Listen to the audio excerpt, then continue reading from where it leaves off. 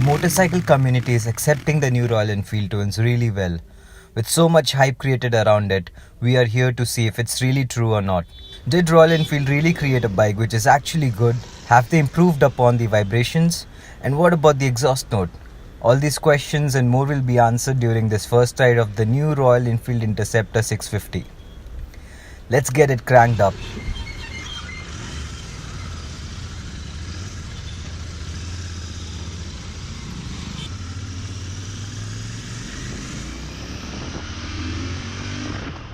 Well, I have to get it out of my system. This bike sounds really good.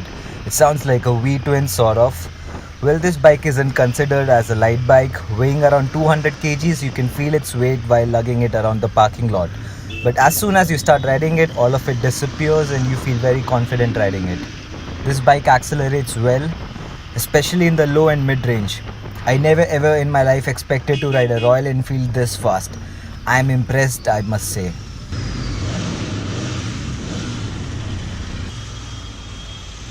The clutch feels light too.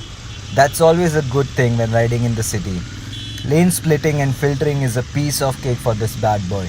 Talking about vibration, there is some, but it's been toned down to a great extent thanks to the parallel twin. You can feel some vibes on the handlebar on the higher end, but it's not something to be worried about. Man, this is such a great bike to ride. It makes you feel like a rock star. I never expected to like it this much. I never liked the Royal Enfield before, but this is something else. I really appreciate Royal Enfield for their hard work and the will to create something which is so much different than anything they have ever created before. I understand that it takes a lot of risk because you risk losing your target audience in the process. But all that effort and risk is worth it when the product is so good. I think this bike paves a way for a new audience.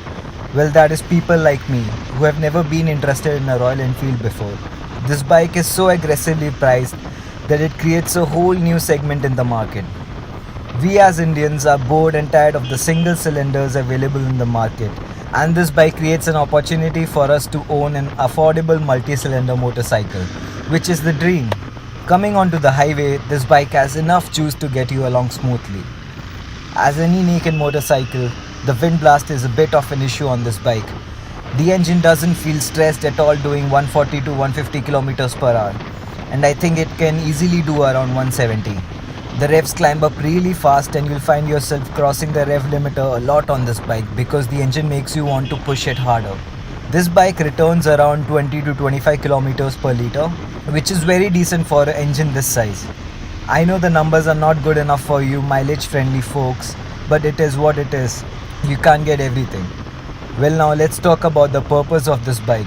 This is an upright motorcycle designed for comfort, combined with its plush suspension and torquey power delivery. I think it is best suited for the city. This is not the most optimum touring bike out there, but it will do the job gracefully. I think the Continental GT would be more generous around corners, considering its seating position and the slightly higher preload setting on it. Many people compare it with the Duke 390, and in my opinion, both are very different bikes. Both have a very different purpose, different engine configuration, and a very different character. While the power, braking, and pricing is comparable, you must know that they are both very different machines. Don't trust me? Ride it for yourself and see. This color seems to suit the Interceptor very much. There are other colors too, and there's also a custom variant where you get a dual tone paint job.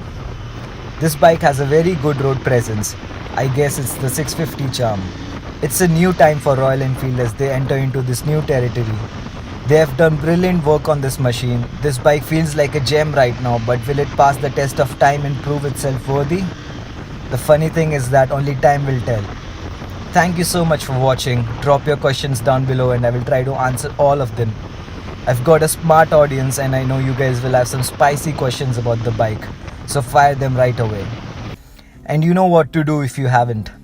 Bye.